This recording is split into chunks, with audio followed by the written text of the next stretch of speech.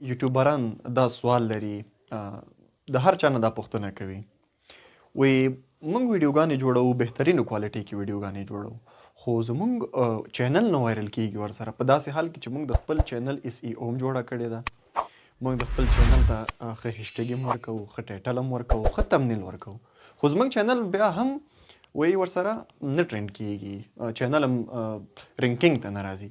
نو دا پوښتنې ډېری یوټیوبرانو مطرح کړي دي. بعضې دوستانو د ما نه یو څو کسانو دا پوښتنه کړې وه چې څه موږ په دې یوټیوب کې وکړو چې موږ ورسره اول ټرینډ ته لاړ شو، رینکینګ ته لاړ شو. نو نن به تاسو ته دې باره کې زه خبرې کوم.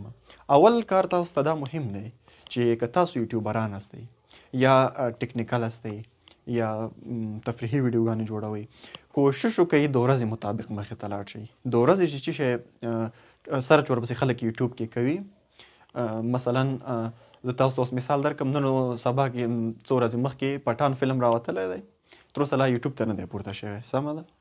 نو کوشش وکئ، هسې یو ذهن تاسو ته در کوم، کوشش وکئ د پټان فلم باره کې څوک چې همدې مطابق چینلونه لري، پټان فلم ویډیو جوړه کړئ، حتما به وایرل کیږي. د دې ضمانت زه تاسو ته در کوم، ځکه چې د پټان فلم د په یوټیوب کې ورپسې نن سبا ډېر زیات سرچونه روان دي، که په پاکستان کې، که په هندوستان کې، که په افغانستان کې، ځکه چې ډېر یو مشهور، ډېر شهرت یې ترلاسه کړ، ډېر عواید یې ترلاسه کړ، خو خیر هغه بېلې خبرې دي. مطلب زما د خبرې دا و چې د ورځې مطابق مخې ته لاړ شئ.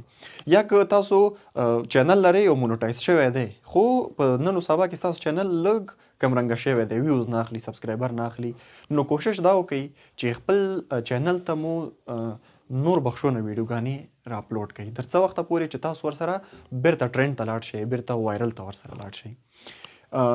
کوشش وکړئ، ما تاسو ته یو ذهن مې درکړه، درته یو معلومات انفارمیشن مې درته درکړه چې یوټیوبران اکثره دا کوشش کوي چې په کومه ویډیو وایرل شي نو نورو یوټیوبرانو هیوادوالو سره یې نه شیر کوي. نو دا یو انفارمیشن و چې ما فری تاسو سره شیر کړ. نن سبا د پټان فلم کومه یا فلم چې دی یا ویډیو چې دا ډېر ټرینډ ده، ډېر زیات سرچونه یوټیوب کې ورپسې کېږي. کوشش وکړئ، هسې یو فکر مې تاسو ته درکړ، مثلا پټان فلم باره کې تاسو ویډیو جوړه کړئ، معلومات ورکړئ چې دومره مصرف پرې راغلی دی، دومره سینماګانو کې ریلیز شوی دی، په دومره فلمونو کې شوټینګ شوی دی.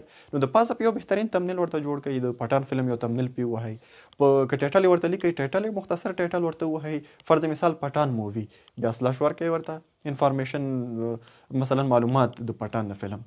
دا یوه خبره شوه.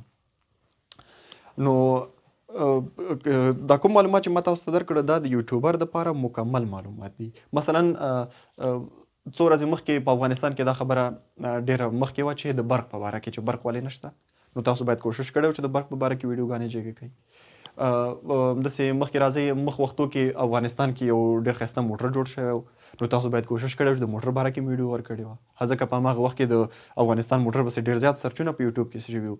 زما په نظر رینکینګ کې ډېر مخکې راغلی او دا سرچ چې په هماغه ورځ کې ډېر سرچ شوی و، په سرچ کې دا د افغانستان د موټر کومه موټر چې جوړ شوی و، سرچ کې دا هم په رینکینګ کې راغلی و، ځکه دې پسې ډېر زیات سرچونه شوي وو. نو کوشش وکړئ چې د ورځې مطابق مخې ته لاړ شئ. دې ضمانت زه تاسو ته در کوم چې په 2 میاشتو کې، نهایت په 3 میاشتو کې به تاسو په خپل چینل کې پوره تغییرات وګورئ. نو دا و ډېر مهم او مفصل معلومات چې ما مجتبی هاشمي د MT+ یوټیوب چینل لارې تاسو ته وړاندې کړ. تر بلې ویډیو پورې ښه وخت.